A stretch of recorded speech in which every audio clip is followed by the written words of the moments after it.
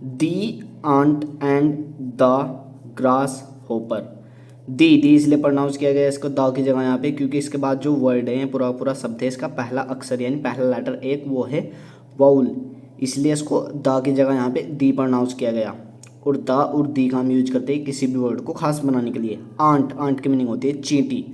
And का मतलब होता है और, द इसे द इसलिए प्रोनाउंस किया क्योंकि यहाँ पे एक वाउल नहीं है, ये वाउल नहीं है, ये एक कॉन्सोनेंट है। जो वाउल होते हैं वह वाउल्स होते हैं, वे 5 होते हैं, ए आई ओ यू, ये 5 वाउल्स होते हैं। और कॉन्सोनेंट होते हैं बाकी के बचे हुए जो 21 होते हैं वे कॉन्सोनेंट होते हैं, यानी कि द का हम यूज करते हैं किसी भी वर्ड को खास बनाने के लिए। ग्रास होपर का मतलब होता है टिड्ढा, यानी पूरे टाइटल की हिंदी में मीनिंग हो गई चींटी और टिड्ढा। ये एक मोरल स्टोरी है, तो बने रहिए वीडियो के अंत तक। वन डे एक दिन, अ grass hopper was relaxing under a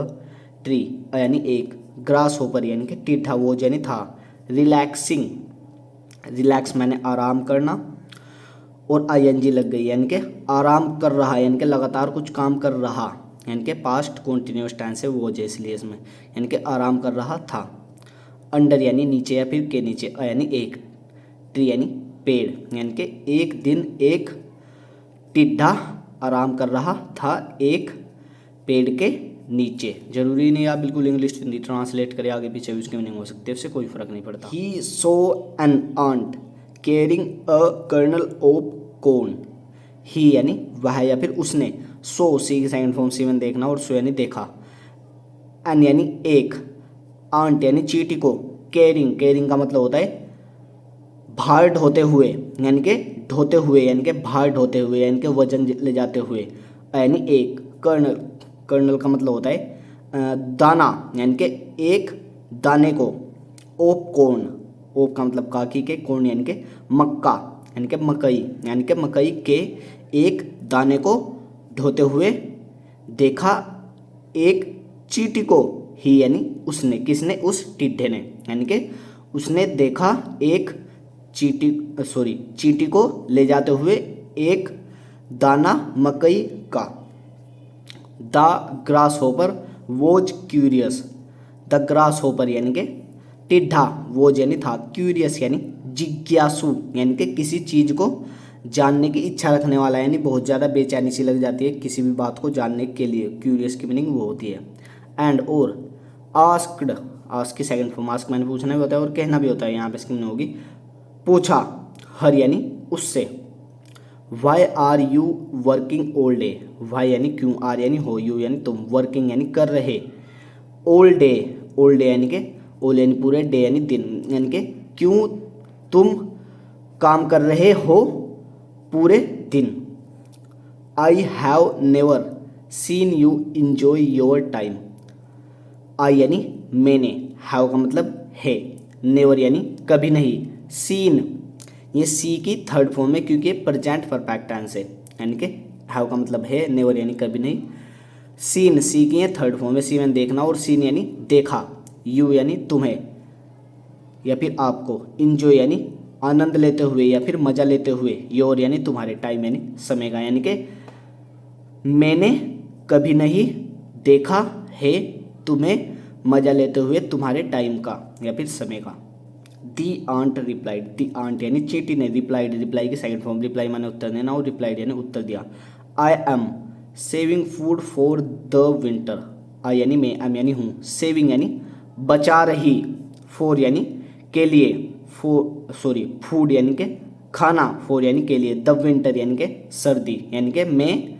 बचा रही हूँ खाना सर्दियों के लिए। You should also do the same, you यानी तुम्हें, शुड यानी चाहिए, ऑल्सो यानी भी, डू यानी करना, द सेम यानी वैसा ही या फिर वही, यानी कि तुम्हें भी चाहिए करना ऐसा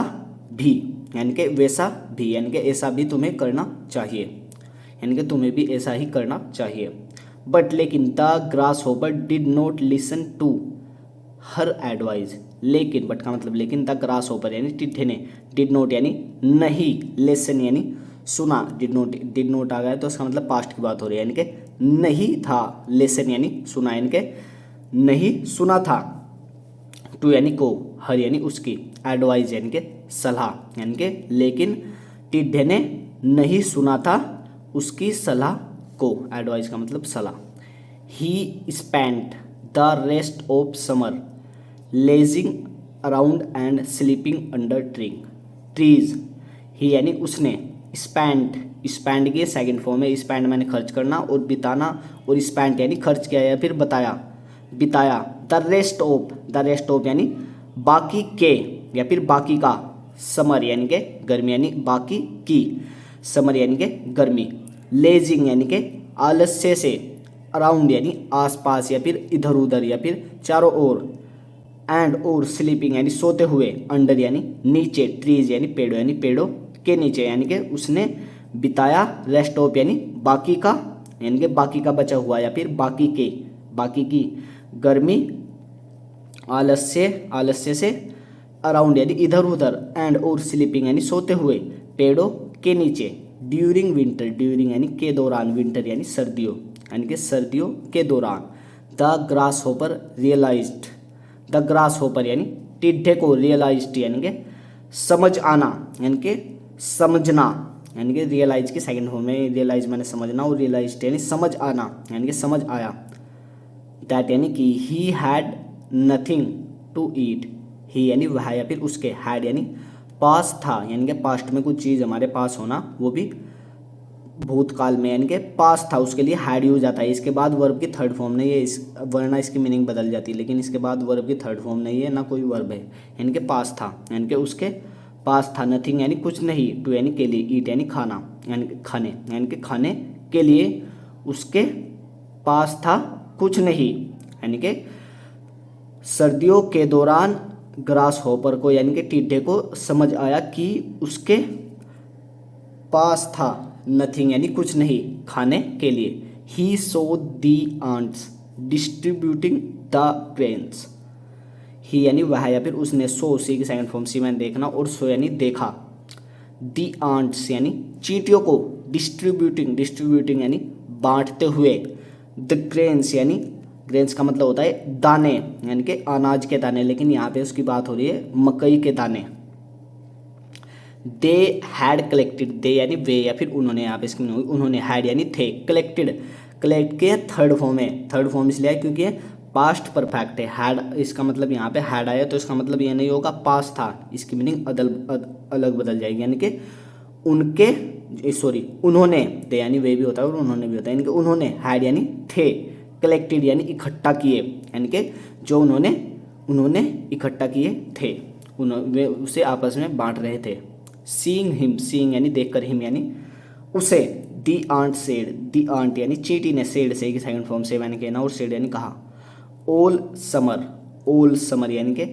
पूरे गर्मी, ऑल का मतलब पूरे, समर यानी गर्मी। आई वर्कड हार्ड, आई यानी मेरे, वर्क की सेकंड फॉर्म, वर्क मैंने काम करना, और वर्क यानी कि काम किया, हार्ड यानी कठिन या फिर मुश्किल,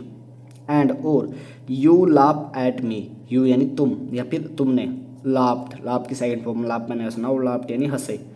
एट मी यानी मुझ पर, यानी कि पूरे, यानी कि पूरी गर्मी मैंने काम किया, कठिन या फिर मुश्किल, और तुम हंसते, एट मी, हंसते नहीं हंसे,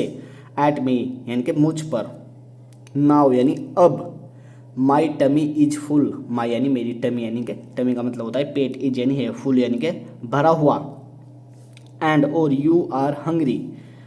एंड यानी और यू यानी तुम, आर यानी हो, हंग्री यानी कि भूखे, यानी कि अब मेरी जो, अब मेरा पेट फुल है, यानी कि भरा हुआ है, और तुम भूखे हो।